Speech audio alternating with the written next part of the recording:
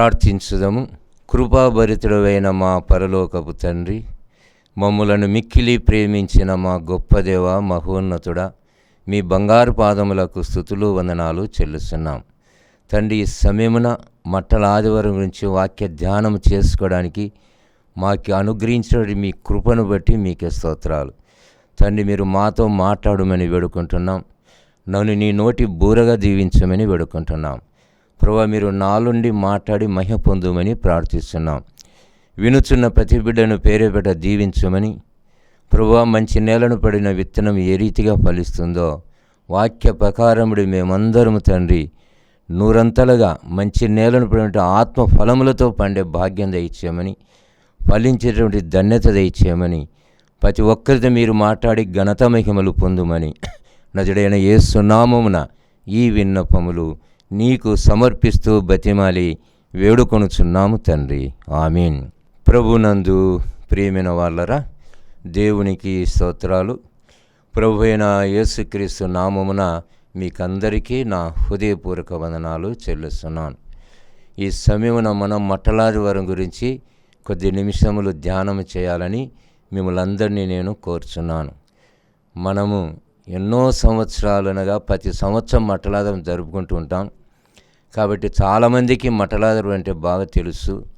ఎందుకంటే మట్టలాదివారం గురించి 4 సువార్తలలో రాయబడింది.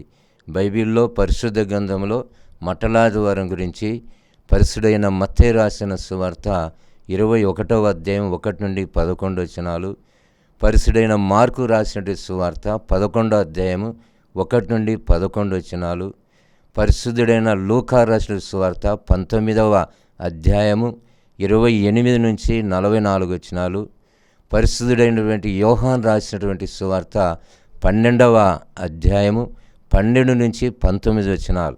కాబట్టి ఈ 4 సువార్తలలో మట్టలాదివారం గురించి మనకు రాయబడింది. మట్టలాదివారం అనగానే యేసు ప్రభువారు యెరూషలేములో ప్రవేశించడం, జయప్రవేశం. ఆయన జయప్రవేశం గురించి మనం ధ్యానం చేయాలని మిమ్మల్ని అందరినీ కూడా నేను కోరుచున్నాను. ప్రభునందు ప్రియమైనటువంటి వాళ్ళరా, ఈ మట్టలాదివారానికి ముందు జరిగినటువంటి సంఘటన మనం జ్ఞాపకం చేసుకుంటే, లాజర్ను యేసు ప్రభువారు సమాధి లేపినాడు, మరణం నుండి లేపినాడు. అటువంటి లాజరు యేసు ప్రభుతో కూడా భోజనానికి కూర్చున్నాడు సీమోని ఇంటిలో. ప్రభునందు ప్రియమైనటువంటి వాళ్ళరా, అనేకులు లాజర్ను చూడడానికి కూడా వచ్చినారు. పరిశుద్ధ గ్రంథంలో యోహాను సువార్త 12వ అధ్యాయం 9వ వచనం మనం చదువుకున్నప్పుడు, యేసును చూడడానికి వచ్చినటువంటి వారు మరియు మరణము నుండి సమాధి లేచినటువంటి లాజర్ను చూడడానికి వచ్చిన వారు అనేకులు వచ్చినారు. అంత గొప్ప జన సమూహము అక్కడ సమకూడింది. అందువలన వాళ్ళు ప్రధాన యాజకులు ఏం చేస్తారంటే, ఈ గుంపును తగ్గించడానికి, ప్రజలను అల్లరి చేయడానికి, అందరిని వారు దూరపరచడానికి ఏం చేసినారంటే లాజర్ను చంపాలనుకున్నారు. ముందుగానే రోగంతో చనిపోయినాడు, సమాధి చేయబడినాడు, యేసు ప్రభువారు లేపినాడు ఆయనను. మరి అటువంటి లాజర్ని తిరిగి చంపాలనుకుంటున్నారు ప్రధాన యాజకులు. ప్రియమైనటువంటి ఎంత కుట్ర చేస్తున్నారో మనం ఆలోచన చేయవచ్చు. కాబట్టి అందుకు అక్కడ యూదులు ఏమంటారంటే, ప్రధాన యాజకులు, శాస్త్రులు వాళ్ళందరూ ఏమంటారంటే, యోహాను సువార్త 12వ అధ్యాయము మనం 19వ వచనం మనం చదువుకుంటే, మన ప్రయత్నములన్నీ నిష్ప్రయోజనమైపోయినాయి అంటారు. వాళ్ళు ఎంత ప్రయత్నం చేసినారో లాజరును చంపాలనుకుంటే వారి ప్రయోజనాలు నిష్ప్రయోజనమైనాయి. ఇక్కడ లాజరు క్షేమంగా ఉన్నాడు. ప్రజలు కూడా, సామాన్య ప్రజలు, ఇంక ఇతరులు కూడా అనేకులు ఒక పండుగగా, ఒక గొప్ప పండుగ మాదిరి అక్కడ యెరూషలేములో ప్రవేశించినారు. కాబట్టి ప్రియమైనటువంటి వాళ్ళరా, యోహాను సువార్త 12వ అధ్యాయం 11వ వచనం మనం చదువుకుంటే, ఈ యొక్క జన సమూహాన్ని వారు తట్టుకోలేక ఇంత సమూహం వచ్చిందని వారు ఆలోచన చేసి ఈ ప్రధాన యాజకులు ఏం చేశారంటే లాజర్ను చంపాలనుకున్నారు. కానీ వాళ్ళవన్నీ కూడా నిష్ప్రయోజనమైనట్లుగా మన యోహాను సువార్తలో చూడగలం. కాబట్టి ప్రియమైనటువంటి వాళ్ళరా, యేసు ప్రభువారు యెరూషలేమునకు వచ్చినాడైనా, మరి ఏ విధంగా వచ్చినాడని మనం ఆలోచన చేసినప్పుడు ఆయన ఎన్నో ప్రయాణములు వచ్చినాడు. అంతకుముందు 8వ దినములనే యేసేపు మరియమ్ములు ఆయనను యెరూషలేముకు తీసుకొని వచ్చినారు. పరిశుద్ధైన లూకా రాసిన సువార్త 2వ అధ్యాయం 21వ వచనం చదువుకున్నప్పుడు ఆయనను 8 రోజులకి యెరూషలేము తీసుకొని వచ్చినారు. తర్వాత 12 సంవత్సరముల ప్రాయంలోనే, అనగా లూకాసు వార్త 2వ అధ్యాయము 46 నుంచి 49 వచనాలు మనం చదువుకుంటే 12 సంవత్సరాల ప్రాయంలోనే యెరూషలేముకు వచ్చినట్లు మనం చూడగలం. ఈ రీతిగా యేసు ప్రభువారు యెరూషలేము వచ్చినాడు. కానీ ఇది చిట్ట చివరిసారి యెరూషలేములో ప్రవేశించడం. ఆయన తర్వాత సిలువ వేయబడతాడు. సిలువకు ముందు ఇది చిట్ట చివరిసారి అని మనం తెలుసుకోవాలా.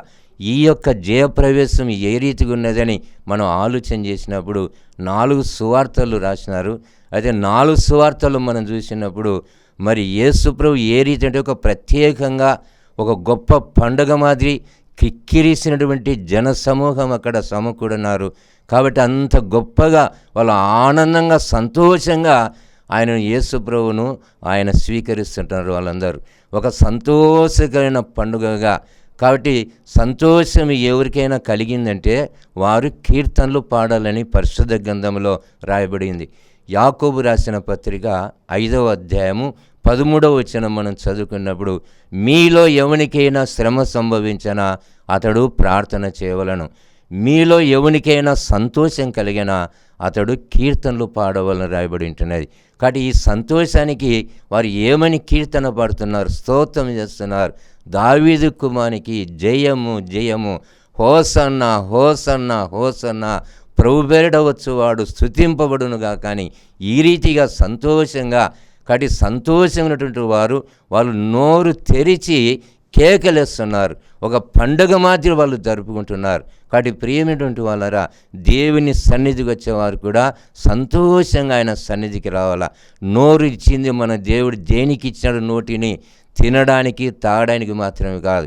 ఈ నోరు అనేది దేవుణ్ణి స్తుతించాలా, దేవుణ్ణి మహిమపరచాలా, ఆయనను గణపరచాలని మనం తెలుసుకోవాలని కూడా దేవుడు సెలవిస్తున్నాడు. మనకు ఎంత విచారములు ఉన్నప్పటికీ, ఎంత దుఃఖం ఉన్నప్పటికీ, బాధలు ఉన్నప్పటికీ వాటన్నిటిని తీసివేసే రక్షకుడు మన కొరకు వస్తున్నాడు. కాబట్టి సంతోషంగా ఆనందంగా మనం ఆ యొక్క నోరు తెరిచి యేసు ప్రభువును మనము జయప్రవేశం చేయాలని దేవుడు సెలవిస్తున్నాడు. రోమీయులకు రాసిన పత్రిక 10వ అధ్యాయము 9వ వచనం మనం చదువుకుంటే, యేసు ప్రభువు అని నీ నోటితో ఒప్పుకొని నీ హృదయమందు విశ్వసించడలా నీవు రక్షింపబడదు. కాబట్టి మన నోరు మొట్టమొదట యేసు ప్రభువుని విశ్వాసం ఉంచాలంటే మన నోరు అనేది చాలా ప్రాముఖ్యమైనది. యేసు ప్రభువు అని నీ నోటితో ఒప్పుకో. ఫిలిప్పీయులకు రాసిన పత్రిక 2వ అధ్యాయము 8 నుంచి 10 వచనాలు మనం చదువుకుంటే, ప్రతి మోకాలు ఆయన నామం వంగాల, ప్రతి నాలుక ఆయన్ను స్తుతించాలా. కాబట్టి నోట్లో నాలుక ఉంది, ఈ నాలుక దేవుని స్తుతించాలా. అందుకు దేవుడు మనకిచ్చినాడు. ఈ నోటితో యేసు ప్రభు వారిని ఒప్పుకోవాలా. హృదయం ఉంది మనకు దేవుడు, మన హృదయం అంతరంగములు ఉంది, మన శరీరములు ఉంది. ఈ హృదయమందు మన విశ్వాసం ఉంచాలా. కాబట్టి ఆనాడు యెరూషలేము ప్రజలు వారు నోటితో హోసన్న హోసన్న హోసన్న అని వారు కేకలు వేస్తున్నారు, కీర్తనలు పాడుతున్నారు, స్తోత్రం చేస్తున్నారు. కాబట్టి ప్రియమైనటువంటి వాళ్ళరా, అయితే దీనిని అసూయపడినటువంటి కొందరు ఏం చేస్తున్నారంటే ఊరకుండమని చెప్పినారు. ఎందుకు నీ శిష్యులు ఈ రీతిగా కేకలు వేస్తున్నప్పుడు యేసు ప్రభు ఏమన్నాడు? లూకాసు వార్త 19వ అధ్యాయం 40 వచనం మనం చదువుకుంటే, వీళ్ళు ఊరిక ఉండిన ఎడల ఈ రాళ్ళు కేకలు వేస్తాయని చెప్పినాడు. కాబట్టి ప్రియమైనటువంటి వాళ్ళారా, దేవుడు సెలవిస్తాడు ఎప్పుడు కూడా. గొప్ప దేవుడు, మహిమల దేవుడైన ఆయన వీళ్ళు ఊరిక ఉండినలా రాళ్ళు కేకలేస్తాయని అక్కడ యేసు ప్రభు వారు తెలియపరుస్తున్నాడు. కాబట్టి ప్రియమైనటువంటి వాళ్ళరా, ఈ దినము మనం ఆలోచన చేసినప్పుడు యేసు ప్రభు యెరూషలేముకు వస్తున్నాడు. ఒక ప్రత్యేకమైనటువంటి ఒక గొప్ప జయోత్సాహంతో ఆయన వస్తున్నాడు. దీనిని ముందుగానే మనకు జకర్యా ప్రవక్త ద్వారా దేవుడు సెలవిచ్చినాడు.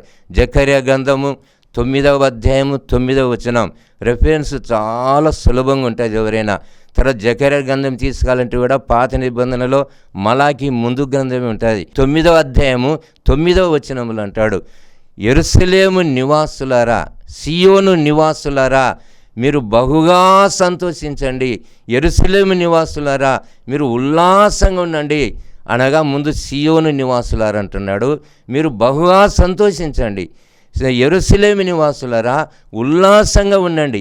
ఎందుకనగా నీ రాజు నీతిపరుడును రక్షణ గలవాడును దీనుడనై గార్ధ పిల్లనెక్కి నీ యొద్దకు వచ్చుచున్నాడు.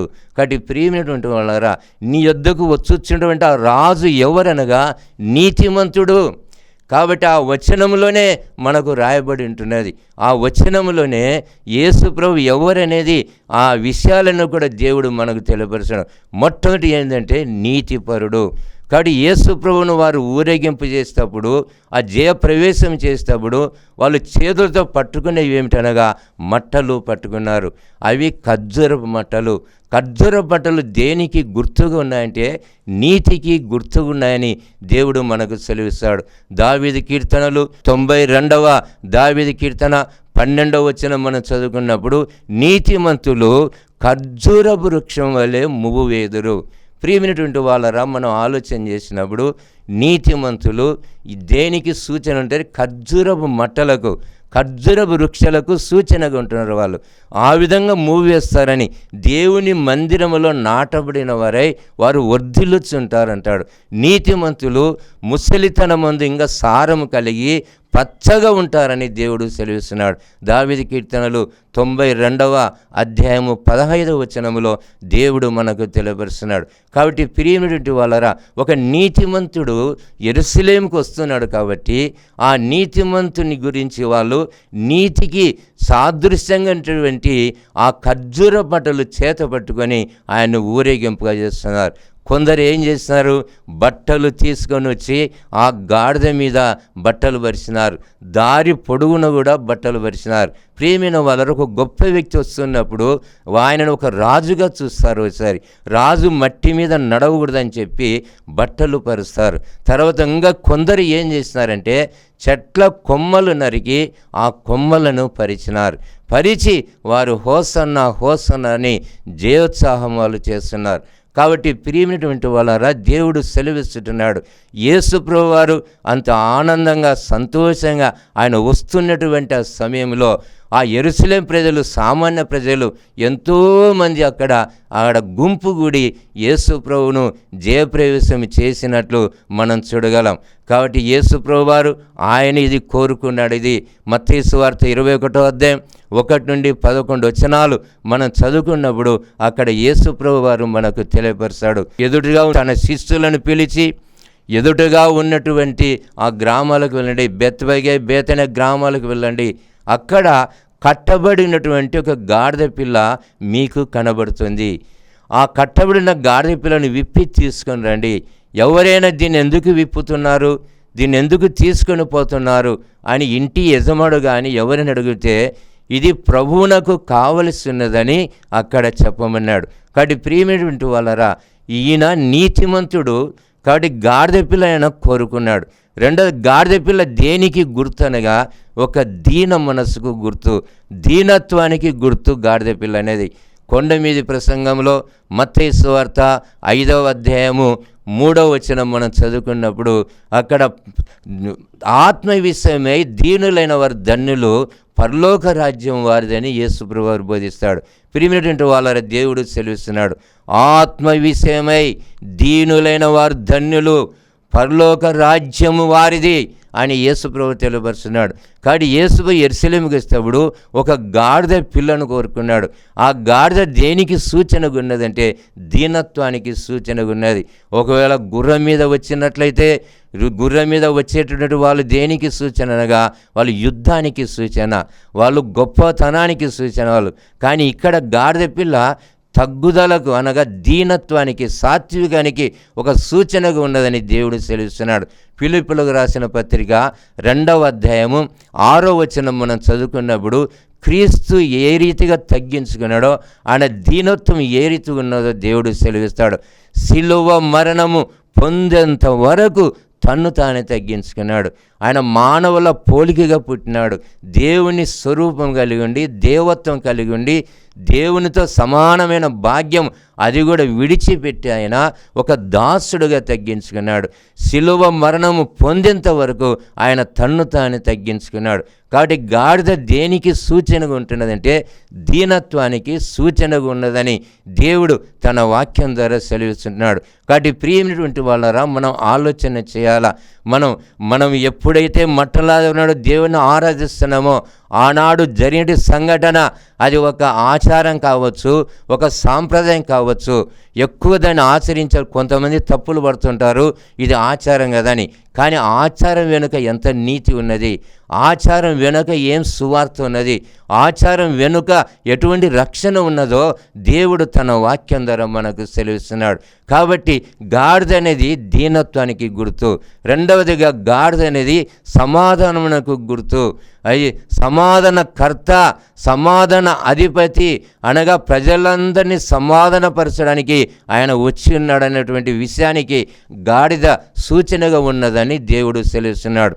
యెషయా గ్రంథము 9వ అధ్యాయం 6వ వచనం మనం చదువుకుంటే, ఏలయనగా మనకు శిశువు పుట్టెను, మనకు కుమారుడు గింపబడెను, ఆయన భుజం మీద రాజ్యభారముండును, ఆశ్చర్యకరుడు, ఆలోచనకర్త, బలవంతుడగు దేవుడు, నిత్యుడగు తండ్రి, సమాధానకర్త, అధిపతి అని ఆయనకు పేరు పెట్టబడును. చూడు ప్రియమైనటువంటి వాళ్ళారా, దేవుడు సెలవిస్తున్నాడు. ఆయనకు పేరు పెట్టినటువంటి ఆ పేర్లలో 5 వేళ్ళు మనం జ్ఞాపకం చేసుకోవచ్చు. ఆశ్చర్యకరుడు, ఆలోచనకర్త, బలవంతుని దేవుడు, నిత్యుడగు తండ్రి, సమాధానకర్త, అధిపతి. కాబట్టి సమాధానం అనేది ఆయనలోనే మనకుంటున్నది, ఎక్కడ లేదు. ఆ సమాధానం ఇవ్వడానికే, ఆ ప్రజలందరినీ దేవుడు సమాధానపరచడానికే వచ్చిన దానికి సూచనగా గాడిద ఉన్నదని మనం తెలుసుకోవాలి. కొండ మీద ప్రసంగంలో మత్తయి సువార్త 5వ అధ్యాయం 9వ వచనం చదువుకుంటే, సమాధానపరచవారు ధన్యులు, వారు దేవుని కుమారులు అనబడుదురని దేవుడు సెలవిస్తున్నాడు. కాబట్టి మనం హెబ్రీ పత్రిక 12వ అధ్యాయము 14వ వచనం మనం చదువుకున్నప్పుడు, సమాధానమును పరిశుద్ధత కలిగి ఉండుటకు ప్రయత్నించండి. చూడు అక్కడ ఏం చేస్తాడంటే, సమాధానమును పరిశుద్ధతను కలిగి ఉండుటకు ప్రయత్నించండి. పరిశుద్ధత లేకుండా ఎవడు ఎప్పుడు దేవుణ్ణి చూడలేడు. కాబట్టి పౌలు ద్వారా దేవుడు హెబ్రీ పత్రిక 12వ అధ్యాయం 14వ వచనం అంటున్నాడు, మనం కూడా ఏ రీతి ఉండాలంటే ప్రయత్నం చేయాల, సమాధానం కొరకు ప్రయత్నం చేయాల, సమాధానమును వెదికి వెంటాడాల, మనం సమాధానం కలిగి మనం జీవించాల. రోమీలకు రాసిన పత్రిక 12వ అధ్యాయము 18వ వచనం మనం చదువుకుంటూ ఉంటాడు, శక్యమైతే అంటే చేతనైనంత మటుకు మనుషులందరితో కూడా, అనగా ఎంతమంది ఉంటున్నారో మనుషులందరితో కూడా సమాధానం కలిగి ఉండుడని పౌలు సెలవిస్తాడు. రోమపత్రిక 12వ అధ్యాయము 18వ వచనం మనం చదువుకున్నప్పుడు, శక్యమైతే అంటే ఎంత వీలైనంత వరకు మనం ఎట్టుండాలంటే సమాధానం కలిగి ఉండాలి. ఎవరితోనగా ప్రజలందరితో, ఎవరితో మనకు శత్రుత్వం ఉండకూడదు. ఎవరితో కూడా క్రీస్తు మన పక్షానుండగా మనకి విరోధి ఎవడు అంటాడు పౌలు. కాబట్టి ప్రియమైనటువంటి వాళ్ళరా, దేవుడు సెలవిస్తుంటున్నాడు, ఈ గాడిద అనేది ఒక దీనత్వానికి సాదృశ్యంగా ఉన్నది. రెండవది సమాధానమునకు సాదృశ్యం ఉన్నది. ఆ గాడిద మీద వస్తున్నటువంటి యేసు ప్రభు వారు ఆయన దీనుడు, ఆయన దీనత్వం కలిగి వస్తున్నాడు. రెండోది సమాధానంగా వస్తున్నాడు, సమాధాన పరచడానికి వస్తున్నాడు. కాబట్టి సమాధానపరచువారు దేవుని కుమారులని కొండ మీద ప్రసంగంలో సెలవిస్తున్నాడు. ఎందుకంటే యేసు ప్రభువు వారు కూడా దేవుని కుమారుడైన ఈ లోకాన్ని సమాధానపరచడానికి శత్రువులను ప్రేమించినాడు, శత్రువుల కొరకు తన ప్రాణం ఇచ్చినాడు, శత్రువుల కొరకు తన యొక్క రక్తము చిందించినాడు ఆయన. కాబట్టి ప్రజలందరూ సమాధానంగా ఉండాలని దేవుడు తన వాక్యం ద్వారా సెలవిస్తున్నాడు. కాబట్టి ఈ రాజు ఎటువంటి వాడనగా, మన జకర్యా గ్రంథము 9వ అధ్యాయం 9వ వచనం మనం చదువుకుని, రాజు నీతిపరుడు, రక్షణ గలవాడు, దీనుడు దీనత్వం కలిగి నీ దగ్గరికి వస్తున్నాడు. కాబట్టి రక్షణ అనగా రక్షకుడైన యేసు అనగా రక్షకుడని అర్థం. అపోస్తుల కార్యములు 4వ అధ్యాయము 12వ వచనం చదువుకుంటే, ఏ నామమున మనకు రక్షణ లేదు, ఈ భూమి మీదైనను భూమి కిందైనను పరలోకమందైనను ఎక్కడైనను యేసు నామము తప్ప ఏ నామం వల్ల మనకు రక్షణ లేదని అక్కడ దేవుడు సెలవిస్తున్నాడు. కాబట్టి ప్రియమైనటువంటి వాళ్ళరా, యేసు నామమే రక్షణ. కాబట్టి రక్షకుడు వస్తున్నాడు. ఎటువంటి రక్షకుడు? భూ సంబంధమైనటువంటి రక్షకుడు కాదు. వాళ్ళు కోరుకున్నట్టు రాజు కాదు. తన ప్రజలను వారి పాపం నుండి రక్షించే రక్షకుడు యెరూషలేముకి వస్తున్నాడు. కాబట్టి ప్రియమైనటువంటి వాళ్ళరా, అటువంటి రక్షకుని గురించి మీరు విశ్వాసం ఉంచాలా, ఆయనను అంగీకరించాలనేది దేవుడు సెలవిస్తుంటున్నాడు. అయితే అక్కడ యూదులు అంగీకరించలేదు, ప్రధాన యాజకులు ఆయనను స్వీకరించలేదు. అందుకే ఆయన తన స్వకీయుల వద్దకు వచ్చినాడు, కానీ స్వకీయులు ఆయనను చేర్చుకోలేదని యేసుప్రభువు తన వాక్యం ద్వారా సెలవిస్తాడు. కాబట్టి ప్రియమైనటువంటి వాళ్ళరా, రక్షకుడు వస్తున్నాడు, ఆయన రాజు వస్తున్నాడు. కాబట్టి ఆ రక్షణ మనం పొందాలంటే మనం ఏమి చేయాలా? ఆ రక్షణ మన విశ్వాసం ఉంచాలా, యేసుప్రభునందు మనం విశ్వాసం ఉంచాలని దేవుడు తన వాక్యం ద్వారా సెలవిస్తున్నాడు. అపోస్తుల కార్యములు 16వ అధ్యాయము 30-31 ఆ వచనాలు మనం చదువుకున్నప్పుడు, చెరసాల నాయకుడు పౌలు శీలను కోరుకుంటాడు, రక్షణ పొందుటకు నేనేమి చేయాలా? అయ్యలరా, రక్షణ పొందుడు నేనేమి చేయాలంటే ఆ పౌలు జలవిస్తున్నాడు, ప్రభువైన యేసునందు విశ్వాసముంచము, అప్పుడు నీవును నీ ఇంటి వారందరూ రక్షణ పొందుతారని. కాబట్టి అప్పుడే చెరసాల నాయకుడు విశ్వాసం ఉంచినాడు, ఈ పౌలు శీలల గాయములు కట్టినాడు, తర్వాత వాళ్ళ ఇంటికి పిలుచుకుని పోయి విందు ఏర్పాటు చేసినాడు. తన కుటుంబం అంతా కూడా బాప్తిసం పొందినారు, రక్షణ పొందింటున్నారు. కాబట్టి ప్రియుడు, అలాంటి రక్షకుడు యెరూషలేముకు వస్తున్నాడని ప్రవక్త ద్వారా దేవుడు ముందుగానే తెలియపరుస్తున్నాడు. జకర్యా గ్రంథము 9వ అధ్యాయం 9వ వచనంలో మనం ఎన్నిసార్లు చదువుకో, యేసుప్రభు వారు యెరూషలేముకి ఎందుకు వస్తున్నాడంటే అంత వివరముగా దేవుడే మనకు తెలియపరుస్తాడు, యేసుప్రభు వారే మనకు తెలియపరుస్తాడు. మొదటిది నీతిపరుడు, రెండవది రక్షణ గలవాడు, మూడవది దీనుడు, అయిన సాత్వికం గలవాడు, దీనత్వం కలిగి వస్తున్నాడు, సమాధానం కలిగి సమాధాన పరచడానికి వస్తున్నాడు. అలాంటి రక్షకుని హృదయమందు విశ్వాసం ఉంచాలా, హృదయంలో మనం చేర్చుకోవాలా. ఆనాడు యెరూషలేము ప్రజలు వాళ్ళు ఎంత ఆనందంగా సంతోషంగా వాళ్ళు కేకలు వేస్తూ వాళ్ళు యేసుప్రభుని ఏ రీతిగా చేసినారో ఆ రీతిగా మనం కూడా ఈ నజరేయుడైన యేసును మనము లోపల మన హృదయంలో చేర్చుకోవాలా. అప్పుడు మనకు అంత ఆనందంగా ఉంటుంది, సమాధానంగా ఉంటుంది, రక్షణ ఉంటుందని దేవుడు సెలవిస్తున్నాడు. పరిశుద్ధైన లూకా రాసిన సువార్త 19వ అధ్యాయం 10వ వచనం మనం చదువుకున్నప్పుడు, నశించిన దానిని వెదికి రక్షించుటకు మనిషి కుమారుడు ఈ లోకమునకు వచ్చి సెలవిస్తుంటున్నాడు. కాబట్టి యేసుప్రభు ఎందుకు వచ్చినాడు? నశించిపోతూ ఉన్నటువంటి వారు, అటువంటి వారిని రక్షించడానికి ఈ లోకానికి వచ్చినాడని దేవుడు సెలవిస్తున్నాడు. కాబట్టి ప్రియమైనటువంటి వాళ్ళరా, యేసు వలనే, ఆయన కృప వల్లనే మనకు రక్షణ తెలుసుకోవాలా. ఎఫెసీయులకు రాసిన పత్రిక 2వ అధ్యాయం 8వ వచనం మనం చదువుకున్నప్పుడు, ఆయన కృప ద్వారానే మీరు రక్షింపబడి ఉన్నారు, ఇది మీ వలన కలిగినది కాదు, ఇది దేవుని యొక్క కృప, దేవుని వరం, ఇది దేవుని యొక్క దయ. ఇదంతా కూడా రక్షణ అనేది మన వలన కలిగినది కాదు, కేవలం యేసు ప్రభువు వలనే మనకు రక్షణ కలిగిందని ఎఫెసీ పత్రిక 2వ అధ్యాయము 8వ వచనంలో దేవుడు మనకు సెలవిస్తున్నాడు. కాబట్టి ప్రియమైనటువంటి వాళ్ళరా, ఈ మట్టల ఆదివారం నాడు మనం ఆలోచన చేసినప్పుడు ఎన్ని సంవత్సరాలు మనము ఈ మట్టల జరుపుకుంటున్నాం. మనం కూడా ఈ ఖర్జూరపు మట్టలు పట్టుకుంటున్నాం. ఖర్జూరపు మట్టలు కొన్ని ప్రాంతాలలో అక్కడ ఖర్జూరపు మట్టలు దొరకనందున కొందరు ఈత మట్టలు పట్టుకుంటారు. మా ఊర్లో అయితేనగా టెంకాయ మట్టలు పట్టుకుంటారు. టెంకాయ మట్టలు ఏవైనా పట్టుకో, మట్టల్లో ఉన్నటువంటి నీతి మనకు కావాలా, మట్టల్లో ఉన్నటువంటి స్వభావం మనకు కావాలా. దేవుడు సెలవిస్తున్నాడు, ఏ చెట్టు ఆకులైనా రాలిపోతాయి కానీ ఈ ఖర్జూర చెట్టు ఆకులు రాలవు. ఒకవేళ చెట్టు అంతా ఎండిపోవచ్చు, లేదంటే కొమ్మ కొట్టవచ్చు, కానీ ఆకులు మీద రాలవు. ఎప్పుడు పచ్చగా ఉంటుంది. పండ్లు కూడా ఎంతో విలువైనటువంటి ఖర్జూర పండ్లు. కాబట్టి ప్రియమైనటువంటి వాళ్ళరా, దేవుడు సెలవిస్తున్నాడు మనకు, ఈ ఖర్జూరపు చెట్టు వలె, అనగా మనం నీతిమంతులుగా మనం జీవించాలా. యథార్థవంతులుగా మనం జీవించాలా. నీతిమంతులను ఖర్జూర బట్ట పట్టుకున్నామంటే, మట్టలాది మనం చేస్తున్నామంటే నీతిపరుడు యేసు ప్రభు కాబట్టి మనం కూడా నీతిగా ఉండాలా. నీతిగా ఉండాలంటే మనం ఏమి చేయాలా? గలితీయులకు రాసిన పత్రిక 3వ అధ్యాయం 6వ వచనం చదువుకుంటే, అబ్రహాము దేవుణ్ణి నమ్మెను, అది అతనికి నీతిగా ఎంచబడని రాయబడి ఉంటున్నది. అనగా దేవుని నమ్మినటువంటి వారు నీతిమంతులు, దేవునియందు విశ్వాసం ఉంచిన వారు నీతిమంతులు. అబ్రహాము నమ్మినాడు, రమ్మంటే వచ్చినాడు, సిట్ అంటే సిట్టు, స్టాండ్ అంటే స్టాండు, ఎక్కడికి వెళ్ళాలో అక్కడికి వెళ్ళాలంటే దేవుని మీద పూర్తిగా ఆధారపడినాడు.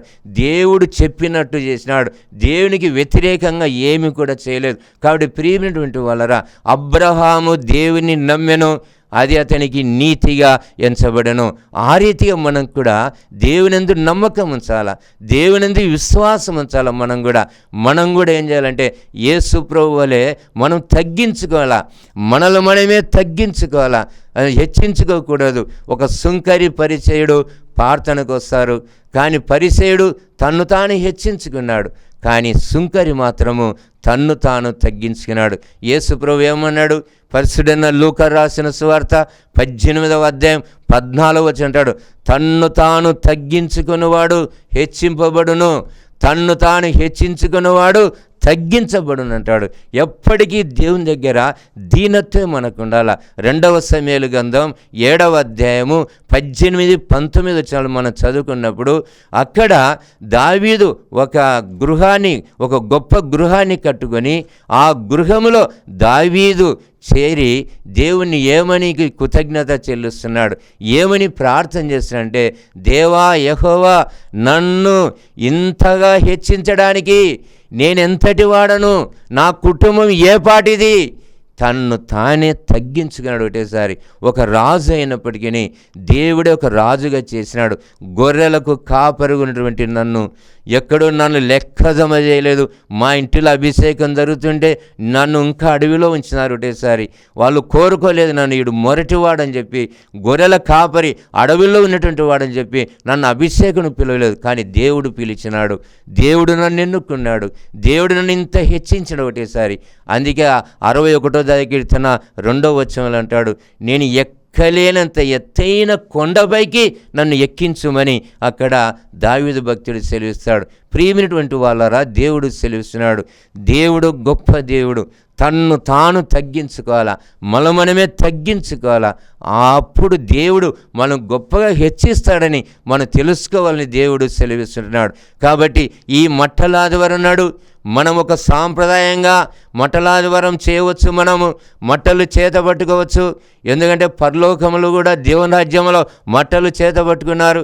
ప్రకటన గ్రంథం 7వ అధ్యాయం 9 నుంచి 14 వచనాలు మనం చదువుకుంటే, వారు యేసు రక్తములో కడగబడిన వారు, ఖర్జూర బట్టలు చేత పట్టుకునేటువంటి వారు, తెల్లని వస్త్రములు కట్టుకున్నవారు అక్కడ రేయింబగలు సింహాసనం దగ్గర, గొర్రెపిల్ల సింహాసనం దగ్గర స్తుతులు స్తోత్రములు చెప్తున్నారు. కాబట్టి ఆ ఖర్జూర బట్టలు పరలోకంలో కూడా పట్టుకున్నట్లు యోహాను భక్తునికి దర్శనాన్ని దేవుడు మనకి ఇచ్చినాడు. కాబట్టి మనం ఖర్జూర బట్టలను పట్టుకోవచ్చు, మనం దాని తప్పేమీ లేదు. దానివల్ల కొందరు ఖర్జూర బట్టలు మట్టలాదివారం నాడు పట్టుకొని ఊరేగింపుగా గుడి చుట్టూ తిరుగుతారు కొంతమంది వారి ప్రాంతంలో తిరుగుతారు కొంతమంది. అది అయిపోయిన తర్వాత ఇంట్లోకి తీసుకుపోతారు, చాలా దాచిపెట్టుకుంటారు. భస్మోదాహరణడు దాన్ని కాల్చి ప్రార్థన చేసుకొని యాజకుని ద్వారా నొసట సిలువురు చేసుకుంటారు. కొంతమంది ఖర్జూర బట్టను దేనికి సూచన చేసుకుంటారంటే, దానికి కొసరనగా కొనలో ఒక శిలోమాది దాన్ని తయారు చేసుకుంటారు. కొనలో శిలోమాది తయారు చేసుకొని దాన్ని చేత పట్టుకొని సంతోషంగా వాళ్ళు తిరుగుతారు. కాబట్టి ప్రియమైనటువంటి వాళ్ళ దేవుడు సెలవిస్తుంటాడు, మనం ఖర్జూర బట్ట ఎందుకు, ఎన్నో చెట్లు ఉన్నాయి, ఎన్నో కొమ్మలు ఉన్నాయి, ఖర్జూర బట్టని దేవుడు ఎందుకు మనకు తెలియపరుస్తుంటే నీతి గలది. ఆ యేసుప్రభువు నీతిమంతుడైన మనం కూడా నీతిగా మనం జీవించాలా, యథార్థవంతులుగా మనం జీవించాలా. నీతిమంతులే దేవుని రాజ్యములో చేరగలరు, నీతిమంతులు దేవుని గుడారములో చేరగలరు. ఆయన నివాసంలో నీతిమంతులకే. నీతిమంతులను ఎప్పుడు దేవుడు జ్ఞాపకం చేసుకుంటాడు. 112వ కీర్తన 6వ వచనం మనం చదువుకున్నప్పుడు నీతిమంతులు నిత్యము జ్ఞాపకములు ఉంటారు. కాబట్టి ప్రియమైనటువంటి వాళ్ళరా, నీతిగా జీవిస్తాం, సమాధానం కలిగి జీవిస్తాం, మనల్ని తగ్గించుకుందాం, యేసుప్రభు యొక్క మనస్సు మనం కలిగి ఉందాం. అప్పుడు నిజమైన మట్టలాధారం అవుతుంది. దేవుడు మనందరినీ గొప్పగా దీవించి తన బిడ్డలుగా వర్ధిల్లపేస్తాడు. ఈ కొద్ది వాక్యమును దేవుడు దీవించి ఆశించునుగాక. ఆమేన్. ప్రార్థించుదాము. ప్రేమ, దయ, కనికరముల తండ్రి, మహోన్నతుడా, గొప్ప దేవ, మీ బంగారు పాదములకు స్తుతులు వందనాలు చెల్లిస్తున్నాం. మట్టలాదరం తండ్రి, మాకు జీవ మాటలు వినిపించిన దేవుడు తండ్రి, స్తోత్రాలు. ప్రభువా, నీవు నీతిమంతుడవు, నువ్వు రాజు, సమాధానకర్త, అధిపతి, నువ్వు దీనుడవు తండ్రి.